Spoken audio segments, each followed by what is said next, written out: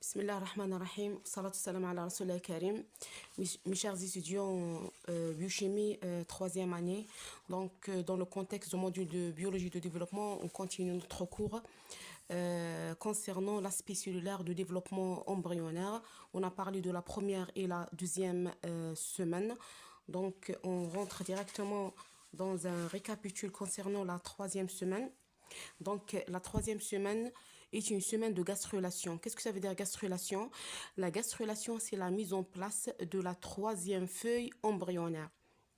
C'est-à-dire, la troisième feuille va être placée entre l'ectoderme et l'endoderme. Bien sûr, l'ectoderme est appelé donc,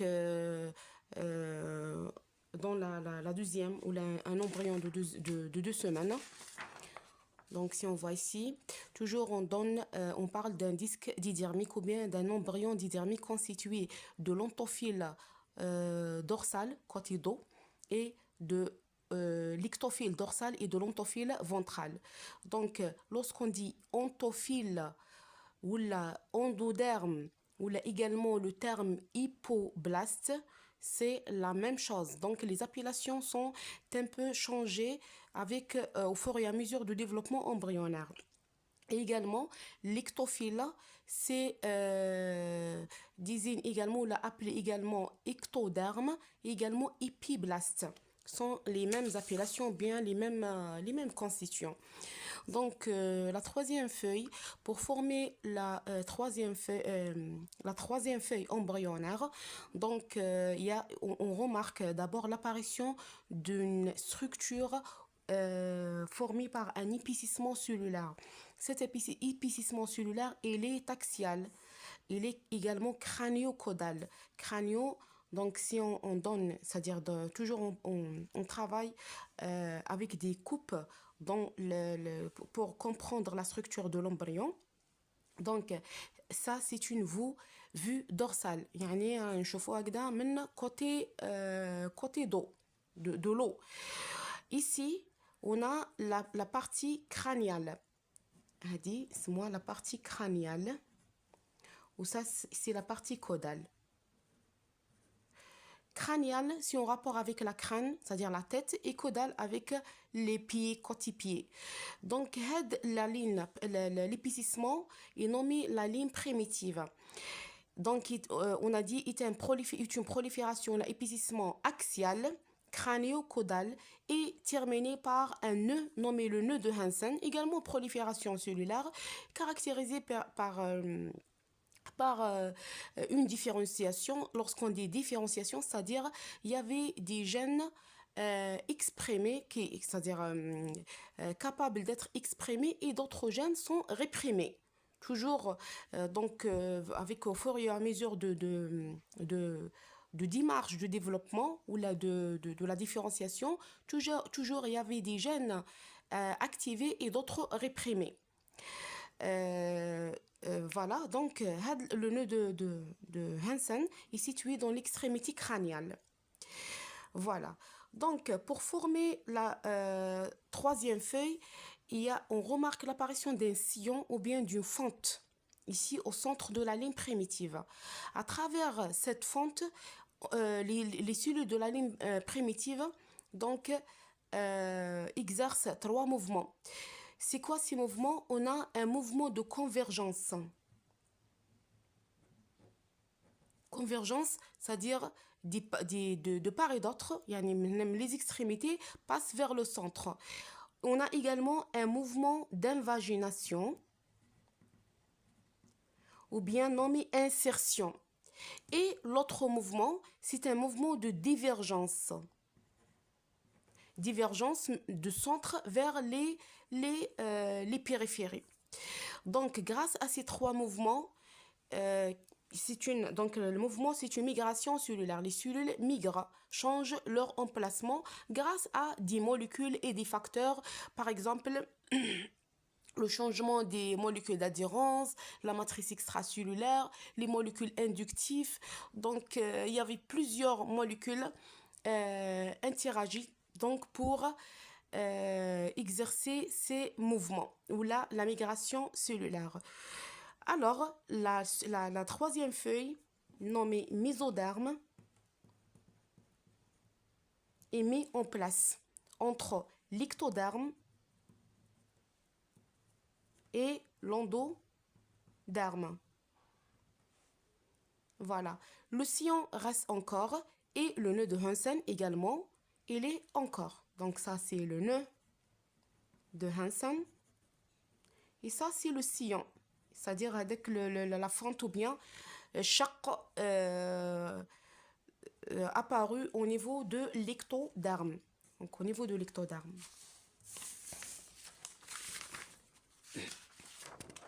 Donc lorsque la ligne primitive est formée,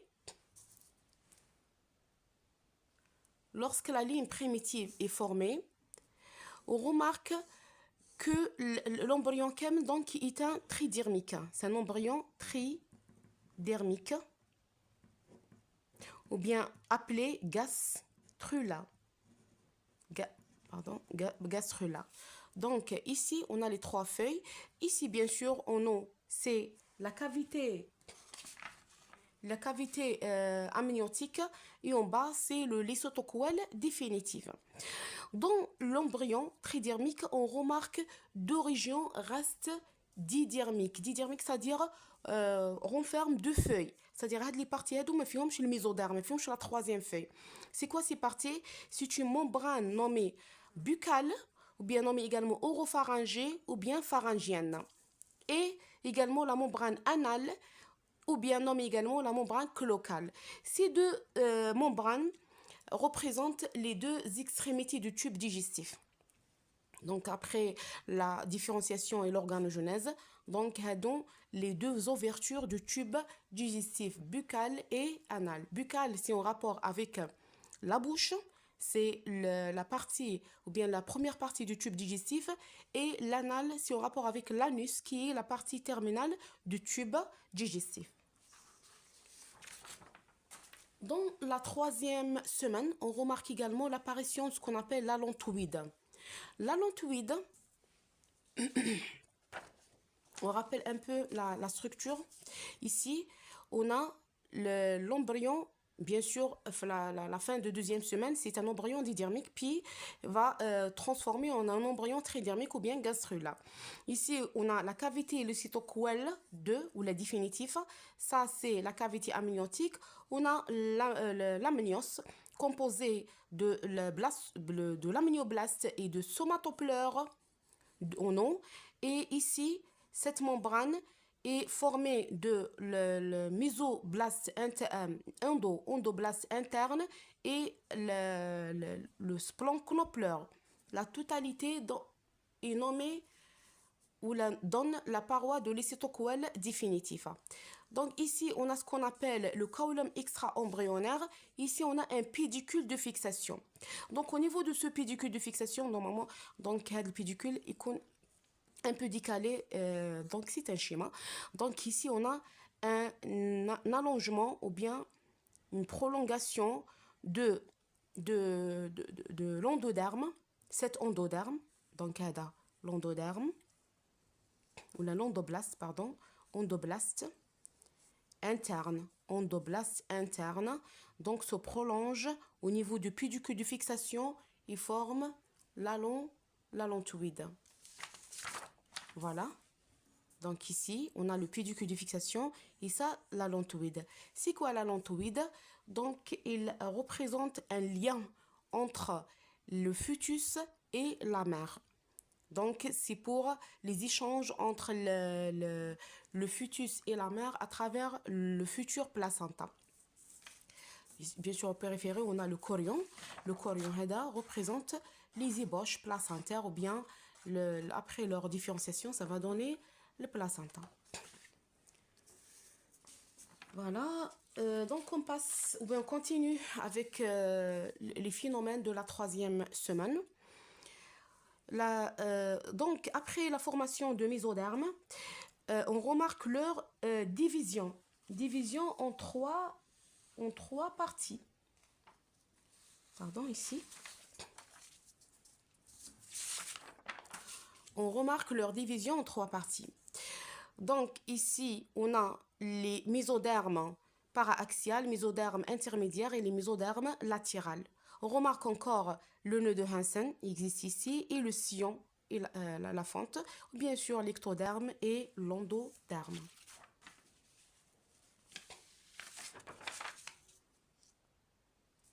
Par la suite, le nœud de Hansen s'invagine, lui aussi, pour donner ce qu'on appelle le mésoderme axial ou bien nommé la corde primitive, à l'origine de la corde définitive. Donc toujours le mésoderme il est divisé. On remarque également vers la fin de la 3e semaine l'apparition de la plaque neurale. La plaque neurale donc, est une différenciation également donc des cellules qui est différenciée et exprime du gène, certains gènes donc dans la plaque et d'autres sont réprimés. Toujours, il y a une différence entre les cellules de la plaque neurale et les cellules de l'ectoderme. Même les molécules d'adhérence entre les cellules de l'ectoderme et les cellules de la plaque neurale sont changées. Entre les cellules de l'ectoderme, on a ce qu'on appelle le E-cadérine. Donc, ces cellules sont liées ou adhérées par ce qu'on appelle le E-cadérine, molécule d'adhérence. Et entre les cellules de la plaque neurale, on a de la N-cadérine.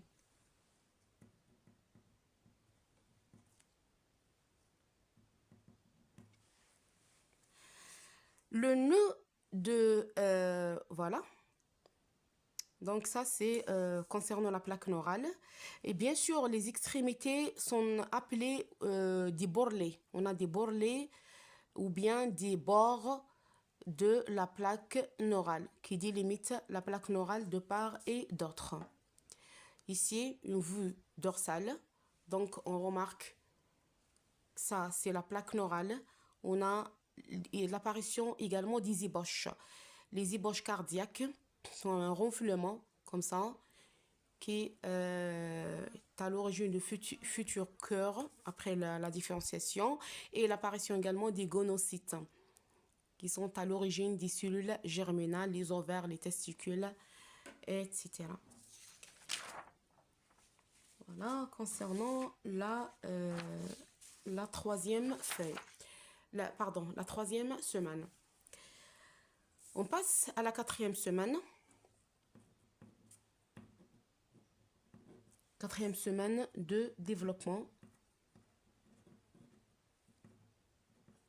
Donc, cette semaine est une semaine de neurulation. Neurulation et également la formation de la corde définitive. La corde définitive. Donc, on a deux phénomènes très importants dans la 4e semaine et également, on a ce qu'on appelle l'organogenèse. C'est très important. Donc, on a la neurulation, la formation de la corde définitive et le début de l'organogenèse. Donc, dans le début de la 4e semaine, on a la formation de la gouttière neurale à partir de la plaque neurale. Ça, c'est la gouttière. La gouttière neurale est formée grâce aux microfilaments et des microtubules, c'est-à-dire le cytosquelette. Comment? Donc, les microtubules s'allongent au niveau de la cellule. Ils donnent une structure allongée et pyramidale c'est-à-dire pour les cellules et grâce également à la contraction des filaments d'actine. Les microfilaments d'actine s'intercalent et se contractent. C'est-à-dire avec bshidda. D'accord? Et donnent une structure en pyramide. On remarque ici le sommet, il est un peu rétréci par rapport le bas. Par rapport à la base ici. Donc, on a une structure en forme des pyramides. La corde également, primaire, bien ce qu'on appelle le mésoderme axial, s'invagine et s'insinue dans l'endoderme. Au niveau de l'endoderme, il acquiert certains, c'est-à-dire grâce à des inductifs, certains, c'est-à-dire ordres pour être différenciés, ce qu'on appelle l'induction. C'est-à-dire il y avait des molécules qui sont sécrétées, âgées sur la plaque au début était comme un tube plein. Il est plein, d'accord? Il s'intercale, il s'ouvre, c'est-à-dire comme ça. Il est étalé au niveau de l'endoderme, puis il se détache de l'endoderme pour former la corde définitive. Voilà, corde définitive.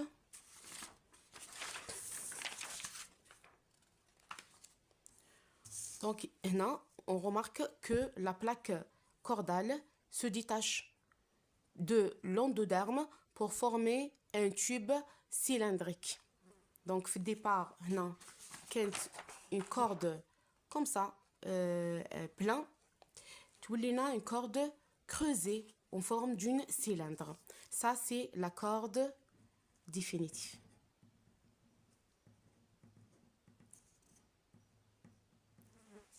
L'accord définitif. Donc, voilà. Concernant d'abord, on a parlé de l'accord sans avoir terminé avec la formation du tube neural. Donc, on a dit ici, on a la gouttière neurale se ferme en un tube et bien sûr les borlets, bien les extrémités qui délimitent la plaque neurale se trouvent côte à côte, c'est-à-dire s'attachent et forment ce qu'on appelle la crête neurale. La crête neurale. Et ça, c'est le tube neural.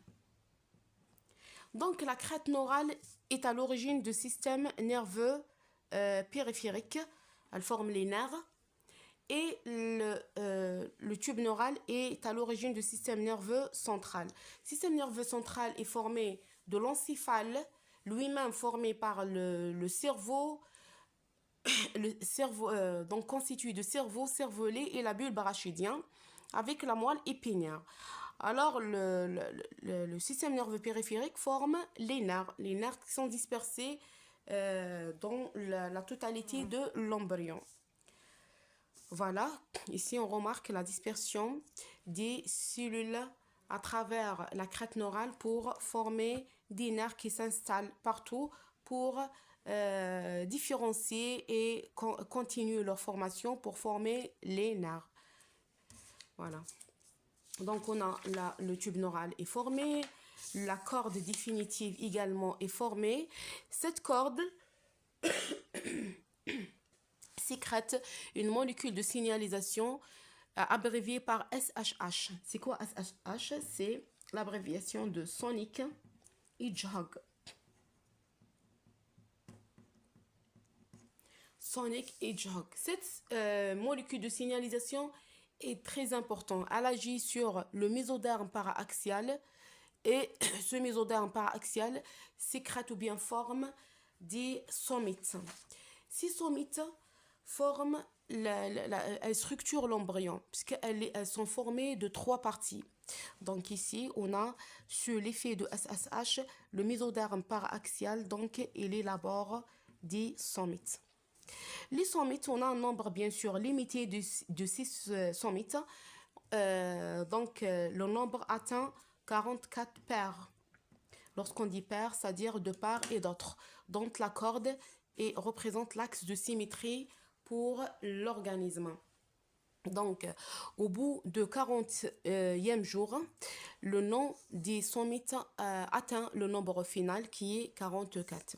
Donc, chaque somite est formé de 3 parties, lesquelles on a la partie centrale nommée sclérotum, la partie intermédiaire et une partie latérale ou bien périphérique. Donc, ça, c'est le sclérotum. Le sclérotum, il est à l'origine des os. Il donne les os essentiellement et également les cartilages. Il y a le radarif. Donc, le sclérotum, c'est la partie axiale et centrale et également c'est la partie, c'est-à-dire la première qui est formée. Elle est formée, puis les sclérotomes sont enrobés ou bien entourés par le myotum myotomes, à l'origine des muscles squelettiques et lisses. Lorsqu'on dit muscles squelettiques, c'est-à-dire les muscles striés. العضلات الملساء والمخططة. Et on a le dermatome. Le dermatome est formé, le dernier est à l'origine de la peau. Voilà, donc ce sont les os qui sont formés les premiers.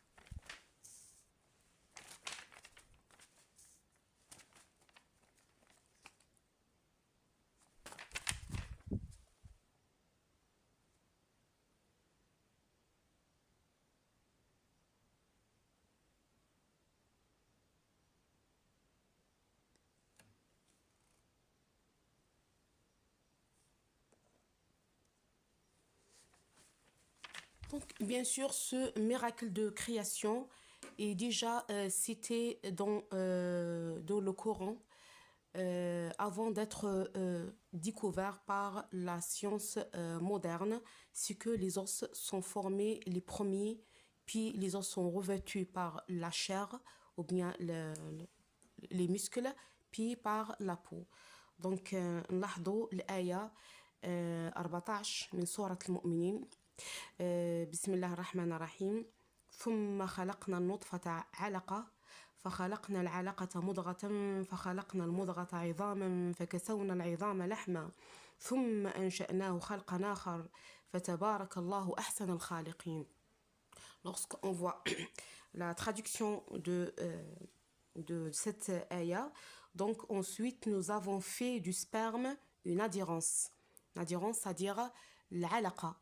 العلقة قلناش نشبهوها بالسونسو اللي هي دودة العلق qui absorbe le sang. Donc ça, c'est un embryon d'abord de 15 jours.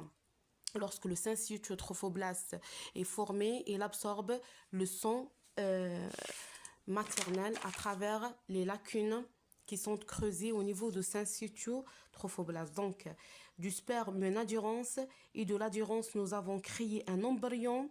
Puis de cet embryon, nous avons créé des os. Et nous avons revêtu les os de chair. Ensuite, nous l'avons transformé en une création. Gloire à Allah, de meilleur ou bien le meilleur des créateurs. Voilà, concernant les événements de la 4e semaine. Vers la fin de la 4e semaine, on remarque ce qu'on appelle l'organogenèse.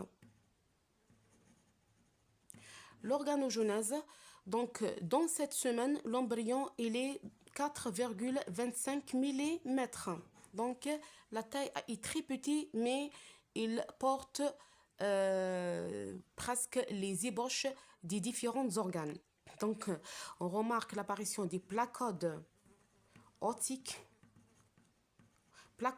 ou bien on dit ébauche otique. C'est pour les oreilles qui sont formées les premiers. Également هنا تاني كعنا إعجاز علمي في القرآن toujours السمع يسبق البصر. Donc في la création toujours l'autre c'est les oreilles qui sont apparues avant les yeux. On a également des placodes optiques. Optique, c'est-à-dire les yeux ou bien les ébauches optiques. On a également la formation du système cardiovasculaire et le cœur déjà bat. Donc, le sang circule et le cœur déjà, c'est-à-dire sensé ou bien il y avait le battement de cœur. Et l'embryon pourrait être détecté par l'échographe grâce à ce battement de cœur. On a également un phénomène très important, c'est le changement de la forme de l'embryon en forme tubaire. Qui fait le changement en forme tubaire? Là, je prends